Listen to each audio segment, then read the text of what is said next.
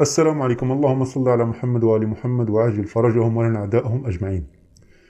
Səqifə şeyxlərdən birinə şəhidlərin ağası İmam Hüseyn aleyhissalam barəsində sadə bir sual verilib. Həmin sual belədir.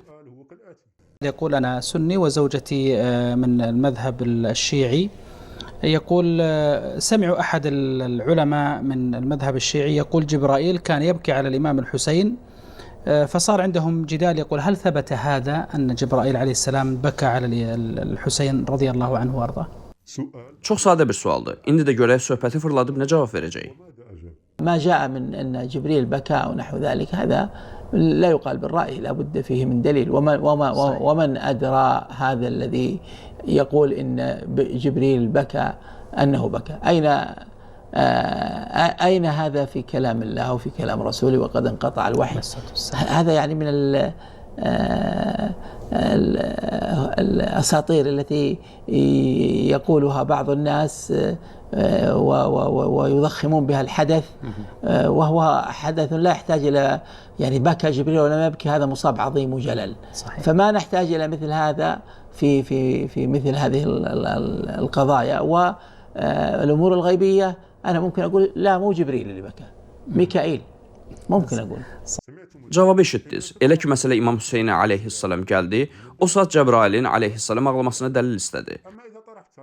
Lakin əgər eyni sualı versək, lakin Hüseynin yerinə Əbu Bəkir və ya Öməri qoysaq, bəli, Cəbrail möhkəm ağlamışdır və bunda heç bir dəlilə ehtiyacımız yoxdur, deyərdilər. Amma elə ki, İmam Hüseynin adı çəkildi, xeyr, dəlilə ehtiyacı var. Yaxşı, məsələ belədirsə, Ayşədən dəlil tələb etməlisiniz. Çünki o demişdir ki, Ömər üçün kədərlənən Cəbrail deyildi. Əksinə. هنا عائشة تقول والله إن الحشرة في جحرها لحزنت على موت عمر. شوف العز، إن الحشرة في جحرها لحزنت على موت عمر. Ayşə Allaha and içir ki, həşərat belə öz yuvasında Ömərin ölümünə kədərləndi. Mən də indi sizdən dəlil tələb edirəm ki, Ayşədən dəlil tələb edəsiniz. Ayşə hardan bildi ki, yerin altındakı həşəratlar Ömərin ölümünə kədərləndi? İndi də sözü sənin özünə qaytarıram. إن الحشرة في جحرها لحزنت على موت عمر. لا يعرف بكاؤه وكيف يبكي وكيف هي حاله ومن الذي أخبر ببكائه. كل هذا استفسارات واردة يحتاج إلى جواب.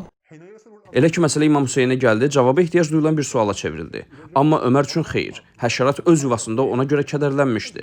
Ayşə bunu necə bildi? İndi onlarla biz nə edək? La havlə və la quvvətə illə billah. İmam Hüseynə gəlincə onun üçün təkcə Cəbrail ağlamamışdı. Hətta göy üzü belə onun üçün qan ağlamışdı. Hətta cin belə Hüseyn üçün növhə demişdir. Bunu mən demirəm. Pak xanım, möminlərin anası Ümmü Sələmə deyir. Allahın salamı onun üzərinə olsun. Mənlə birgə baxın. Əl-Bidayə və Nihayə kitabı, müəllif İbn Kəsir, 7-ci cild. Səhifə 171. Əhməd deyir, Ümmü Sələmənin belə dediyini eşitdim. Cinin Hüseyn üçün ağladığını eşitdim və cinin Hüseyn üçün növhə dediyini eşitdim. Haşiyədə deyir, bunu Təbərani Əl-Kəbir kitabında rəvayət etmişdir. Əl-Heysəmi Məcmuəz Zəvaid kitabında demişdir. Bunu Təbərani rəvayət etmiş, ravilər də səhihin ravilərdir. Deməli, əgər cin Hüseyn üçün növhə deyirsə, nə üçün də Cəbrail Hüseyni ağlamasın? Hansı ki, o, Allah Rəsuluna Hüseynin qətlə yetiriləcəyini xəbər vermişdir. Allah Rəsulu da Cəbrailin qarşısında Hüseyni ağladı. Bu haqda çoxlu hədislər var və onları ötən bölümlərdə qeyd etmişəm. Beləliklə bilməlisiniz ki, göy üzünün, yerin və ya mələklərin ağlaması bizim bildiyimiz kimi deyil. Əksinə, onun yaradılışına və həqiqətinə bağlı bir məsələdir. Onun keyfiyyətini bilməməyimiz, rədd və ya inkar etməyimizi doğrultmur. Vəssalamu aleykum və rəhmətullahi və bərəkatuhu.